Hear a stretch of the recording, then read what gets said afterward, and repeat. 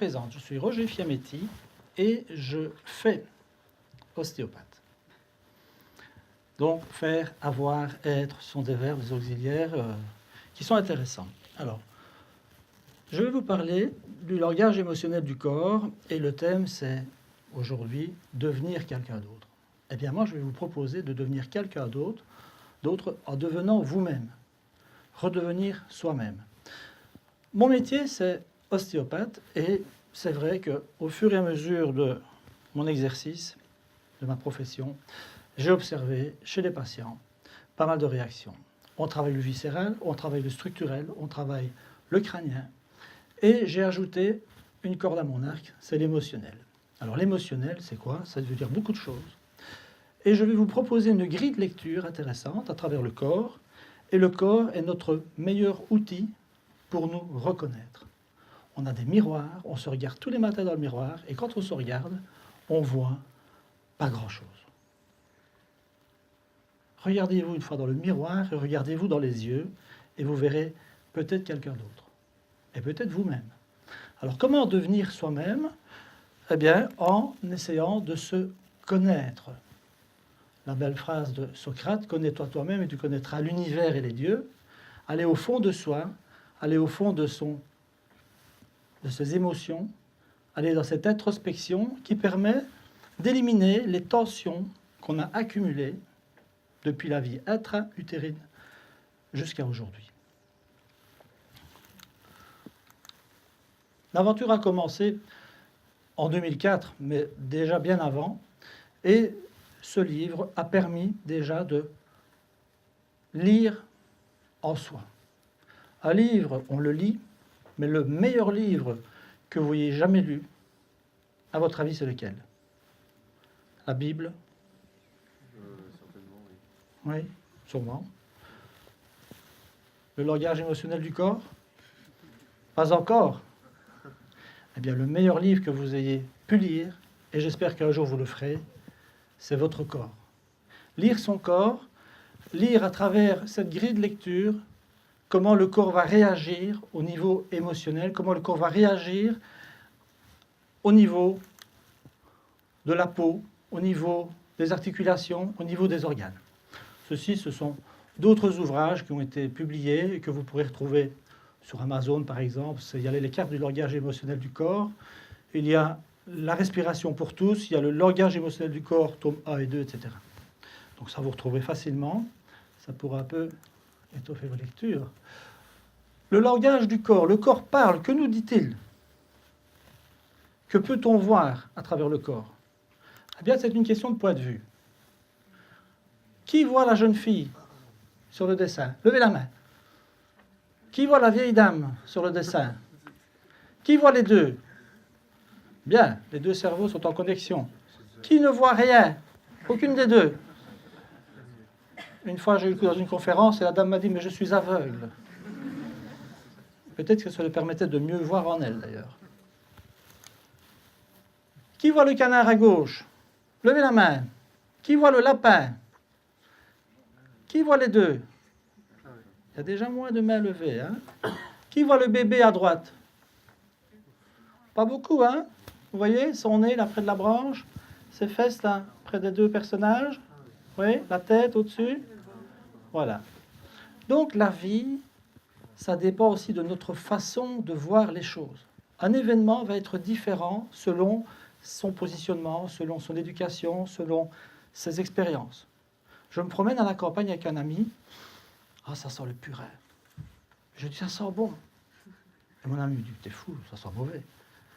Mais non, parce que pour moi, ça correspond à une odeur de ferme quand j'allais chez mes grands-parents quand j'étais petit. Donc pour moi, dans mon cerveau limbique, ça correspond à du bonheur.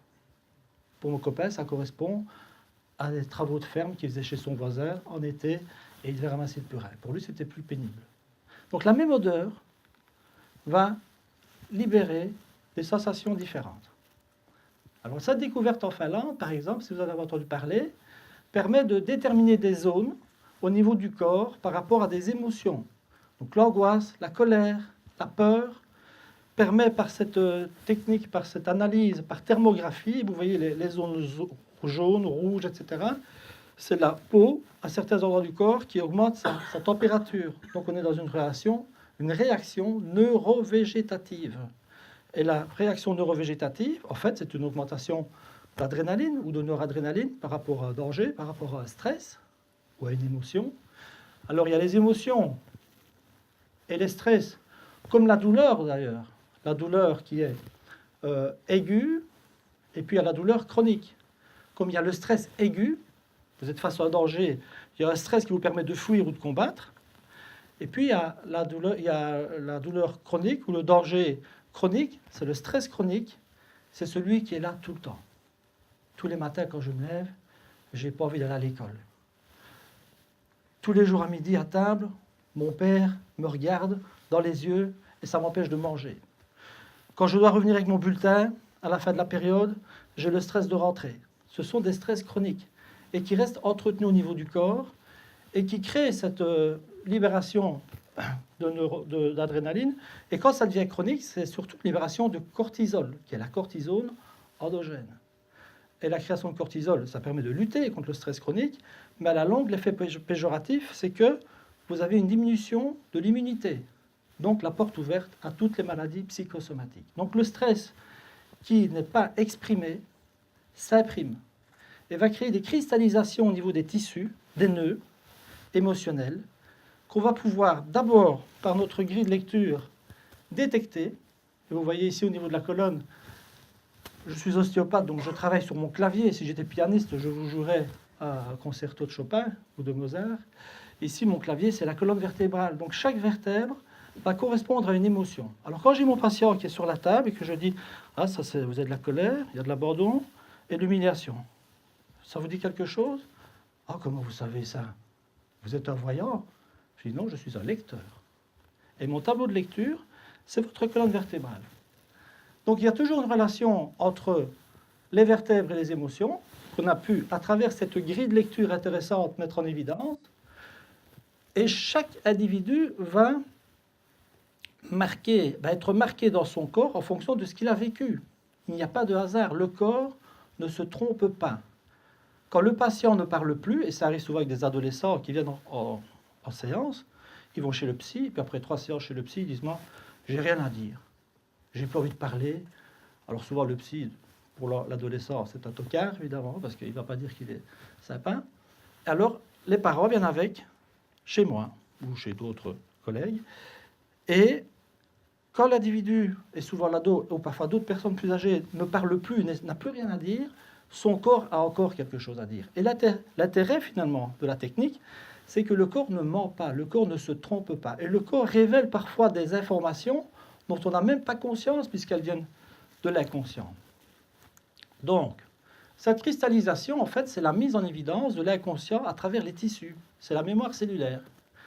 On a la relation aussi entre les organes et les vertèbres. Ça, c'est neurovégétatif, c'est anatomique, c'est neuroanatomique.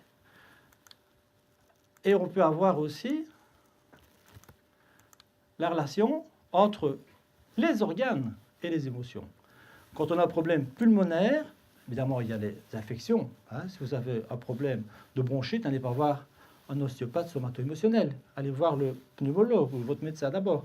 Mais si, au bout de X traitements, ou si vous vous sentez étouffé psychologiquement, là, il ne faut pas prendre d'antibiotiques. Il faut peut-être aller voir au fond des choses où a commencé l'étouffement.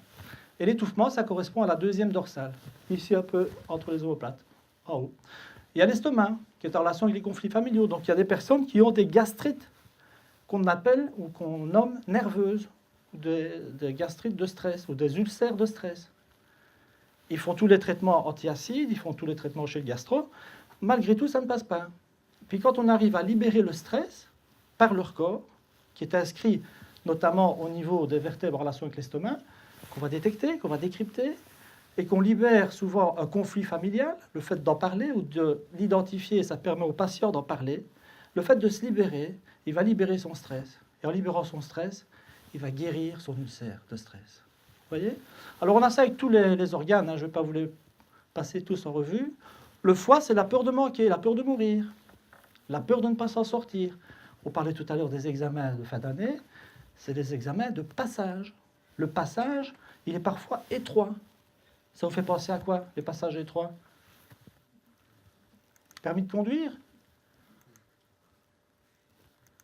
Quoi d'autre? La naissance? On passe tous par là. Alors on dit, ah, désolé, moi je suis né par césarienne. C'est la désincarcération.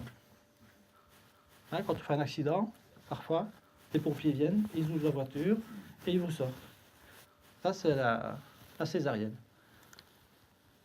Alors, comment est-ce qu'on peut dire, parce que bon, c'est facile d'en parler, mais comment est-ce qu'on peut dire que les émotions vont s'inscrire au niveau du corps, à travers des tissus? Quels sont ces tissus? Ce sont des fascias. Les fascias sont des tissus qui vont capter, qui vont enregistrer les sensations, les chocs émotionnels vécus in utero, déjà.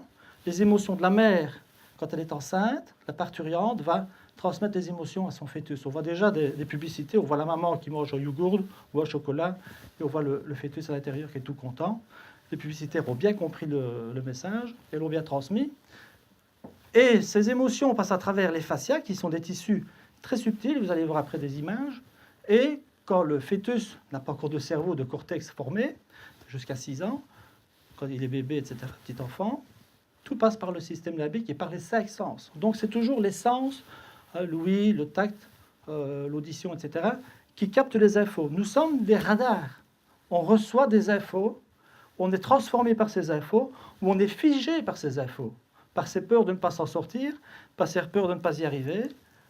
Voilà les fameux fascias dont je vous parle.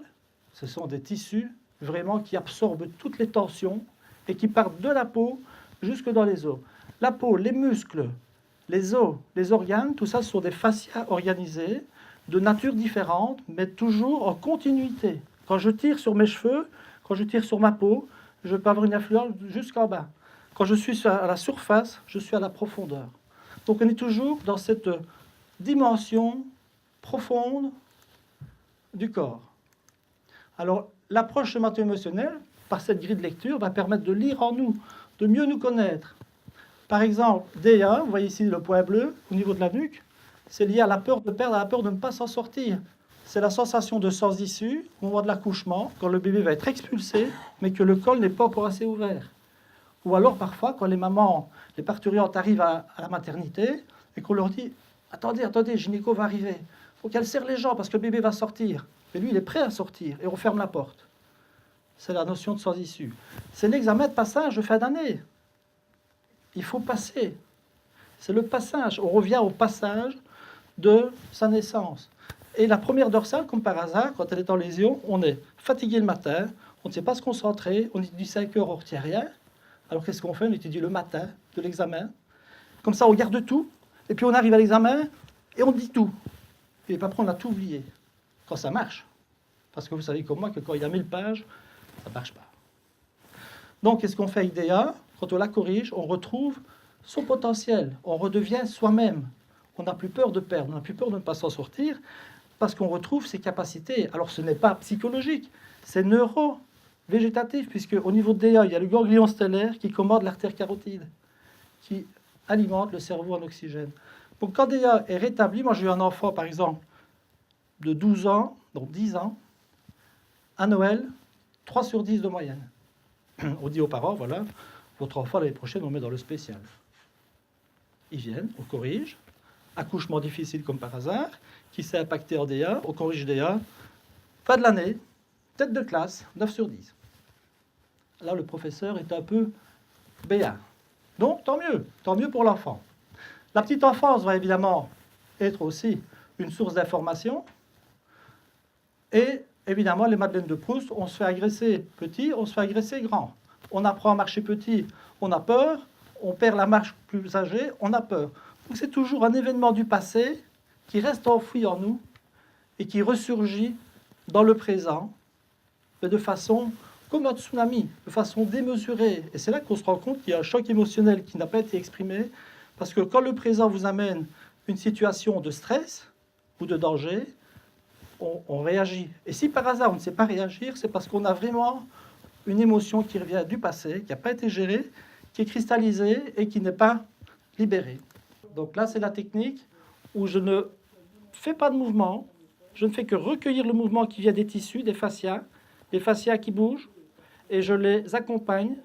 et en les accompagnant, on laisse le corps décristalliser les tensions qui se sont inscrites à 3 ans, à 6 ans, à 9 ans, à 12 ans, à 6 mois in utero. Il faut savoir qu'à 6 semaines in utero, il y a déjà le réflexe de peur paralysante qui s'inscrit sur l'embryon si la mère vit des émotions de peur ou de stress. Voilà, devenir quelqu'un d'autre, soi-même, moins les peurs et moins les souffrances, ça vous permettra de mieux exister et d'être quelqu'un d'autre, c'est-à-dire vous-même. Merci pour votre attention.